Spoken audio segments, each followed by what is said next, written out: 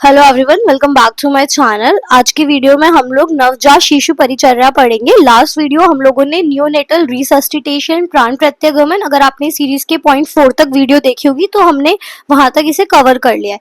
नवजात शिशु परिचर्या पे लॉन्ग क्वेश्चन आता है तो आपको दोनों चीज लिखनी है कि नियोनेटल केयर और मॉडर्न के एस्पेक्ट से भी, और नवजात शिशु परिचर्या आप स्टार्ट करोगे थोड़ा सा ब्रीफ इंट्रोडक्शन, जो फर्स्ट स्टेप होता है दैट वाज प्राण प्रत्यागमन, वहां से आप स्टार्ट करोगे। तो सबसे पहले ये कुछ डेफिनेशन है जो आपको पता होनी चाहिए कि जो न्यू बॉर्न बेबी है वो कब से काउंट किया जाता है। बर्थ से लेके 4 वीक्स ऑफ एज तक हम उसे न्यू बॉर्न बोलते हैं। टर्म नियोनेट कब तक बोलते हैं, जो हमने पढ़ा भी था 37 वीक ऑफ प्रेगनेंसी से लेके 42 के बीच का जो पीरियड है वो टर्म होता है। उससे पहले 37 वीक से पहले कहलाते हैं प्री टर्म। उसके बाद 41 वीक के बाद आफ्टर 42 वीक्स क्या कहलाते हैं, पोस्ट टर्म। फिर नॉर्मल बर्थ वेट की अगर हम बात करें तो 2.5 से 3.5 केजी हेल्दी बेबी माना जाता है normal birth. Less than 2.5 is low birth, और वेरी लो को 1.5 केजी से कम में। एक्सट्रीम लो होता है जिसकी सर्वाइवल चांसेस कम हो जाते हैं, बहुत असिस्टिव सपोर्टिव केयर चाहिए होती है, एनआईसीयू चाहिए होता है लेस देन 1 केजी। अब बात आती है कि फुल टर्म इन्फेंट अगर है तो उसका हार्ट रेट होता है 120 to 140 पर मिनट, रेस्पिरेटरी रेट होता है 40 पर minute, BP is 60/40 mm of Hg। Height का सर्कमफेरेंस की बात करें तो हमारा 34 to 35 सेंटीमीटर होता है टर्म इन्फेंट का। Chest circumference less than 3 centimetre. Head circumference की बात करें अगर 34 से 35 सेंटीमीटर, और चेस्ट इसका लेस देन 3 सेंटीमीटर, 3 सेंटीमीटर कम करके हेड सर्कमफेरेंस जितना है उसका चेस्ट सर्कमफेरेंस आता है। लेंथ 48 to 50 सेंटीमीटर आती है। फिर उसके बाद यहाँ पे care of the full term baby में हमें याद रखना होता है अबगार स्कोर। सबसे पहले हम एसेस करते हैं जो गोल्डन 1 मिनट का पीरियड होता है, इसको हम गोल्डन मिनट भी बोलते हैं। ठीक है, ये आपसे एमसीक्यू में पूछ सकते हैं, तो इसको हम गोल्डन मिनट 1 मिनट होता है। और आफ्टर 5 मिनट ऑफ बर्थ तक हमें अबगार स्कोर की एनालिसिस करनी होती है। अबगार का मतलब क्या है, अपीयरेंस, पल्स, ग्रीमेंस, उसके बाद आपका एक्टिविटी और हार्ट से रेस्पिरेटरी रेट। अपीयरेंस अगर मान लो ब्लू और पेल है, मतलब उसकी जो कंडीशन है उसको सफिशिएंट ऑक्सीजन नहीं मिल रही है, एस्फाइजिया कंडीशन है, तो 0 आएगा काउंट। अगर अपीयरेंस में पेरिफेरल साइनोसिस, मतलब लिम्स जो है, नेल्स वाला जो साइड है वो ब्लू दिख रहा है, तो इसको हम लोग 1 स्कोर देंगे। और हेल्दी बेबी अगर सही है वो, तो पिंक कलर का उसका टर्म बेबी का कलर अपीयरेंस आता है, तो उसको 2 ग्रेडिंग जाएगी। पल्स और हार्ट रेट की बात करें, कोई भी हार्ट साउंड नहीं सुनाई दे रहा है तो 0, लेस देन 100 पर मिनट है तो 1, और ग्रेटर देन 100 पर मिनट है तो वो हार्ट रेट जो अभी हमने पढ़ा 120 to 140 एवरेज जो माना गया वो 2 उसकी स्कोरिंग है। ग्रीमेंस क्या करेंगे, इसमें रिफ्लेक्सेस चेक करते हैं, रिफ्लेक्स रिस्पॉन्स देखा जाता है, तो उसके अंदर अगर कोई रिफ्लेक्स नहीं आ रही तो निल, और अगर आ रही है तो फिर 1, और थोड़ा अगर बच्चा रोने लग जाए तो क्राई कर रहे हैं तो 2। एक्टिविटी में मसल टोन चेक करेंगे, अगर मसल टोन हम देखें फ्लैसिड है तो 0, इन बिटवीन है तो 1, और फुल है तो 2। रेस्पिरेटरी रेट अगर बिल्कुल नहीं है 0, थोड़ा बहुत ब्रीदिंग कर रहे हैं तो स्लो, और अगर रोके और फिर ब्रीद आउट कर रहा है, इन कर रहा है तो दैट इज 2। अबगार असेसमेंट 8 से लेके 10 तक नॉर्मल माना जाता है, 5 से 7 में माइल्ड एस्फाइजिया का केस है, और 4 से लेके 1 अगर स्कोर आए तो मॉडरेट।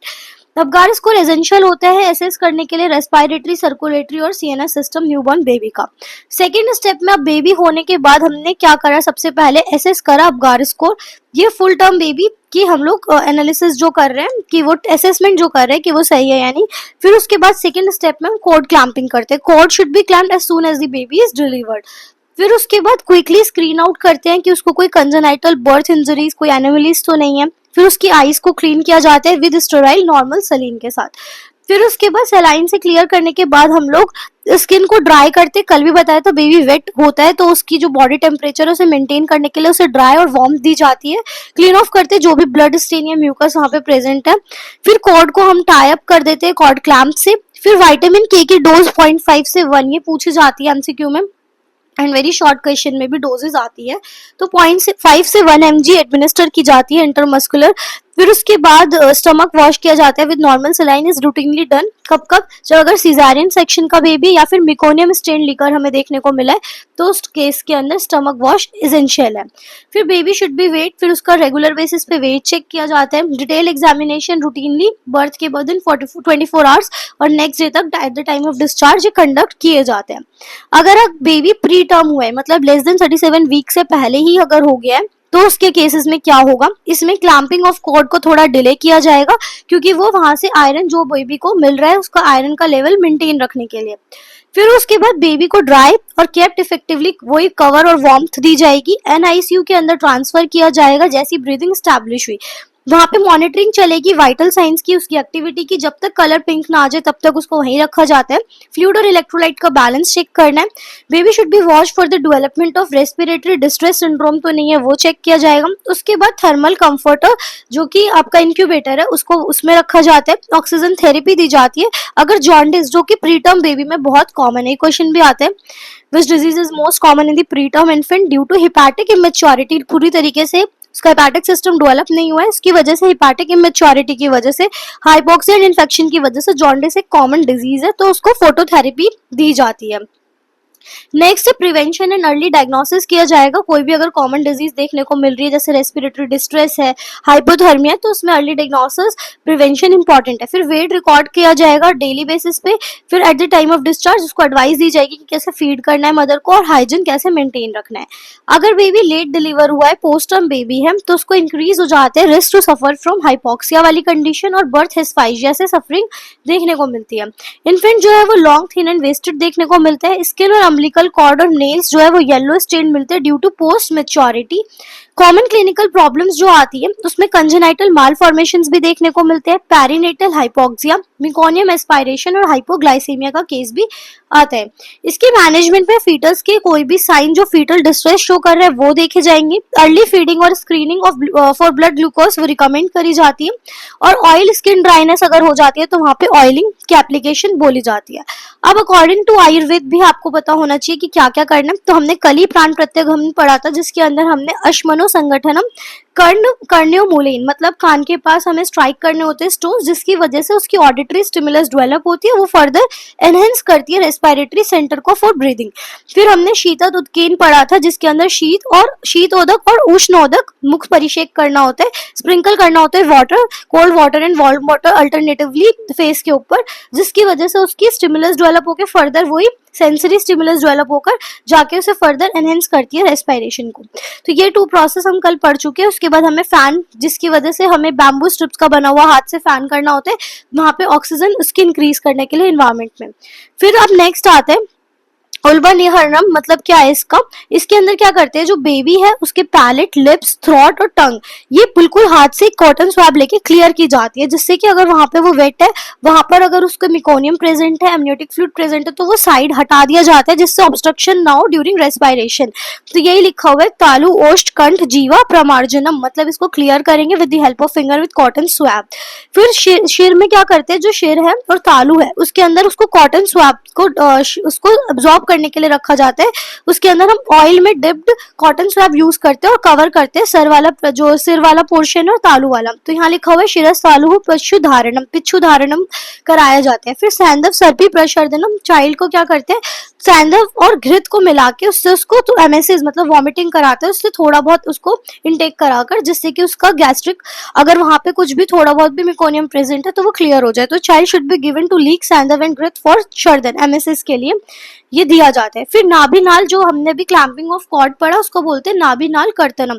हमारे एग्जाम में लॉन्ग आंसर क्वेश्चन में ये आया था, ये इंपॉर्टेंट है, तो अब 10 मार्क्स के लिए इसको प्रिपेयर करना है। ये अलग से भी दे रखा है इसका पूरा प्रोसेस, तो वो पढ़ना है। इसके अंदर क्या होता है, जो थ्रेड होता है उसको हम टाई करते हैं अराउंड 8 अंगुल डिस्टेंस पे नाभि से। ये इंपॉर्टेंट है एमसीक्यू के लिए, कितना डिस्टेंस होना चाहिए, 8 अंगुल नाभि से दूर होता है, वहां पर कोड क्लैंपिंग की जाती है। किसमें, एक अर्धधार टाइप का शस्त्र होता है जो गोल्ड, सिल्वर और आयरन से बना होता है, उससे कट करते हैं। फिर प्रोक्सिमल एंड जो कोड का है उसे टाई करते हैं with the help of thread, और जो एंड्स है वो लूजली टाई होते हैं नेक ऑफ द बेबी से।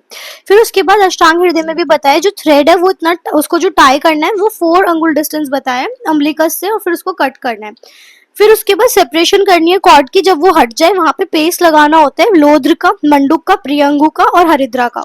दिस इज इंपॉर्टेंट कि कल्क्स लगाना होता है हमें इन ड्रग्स का, ये पूछा जाता है।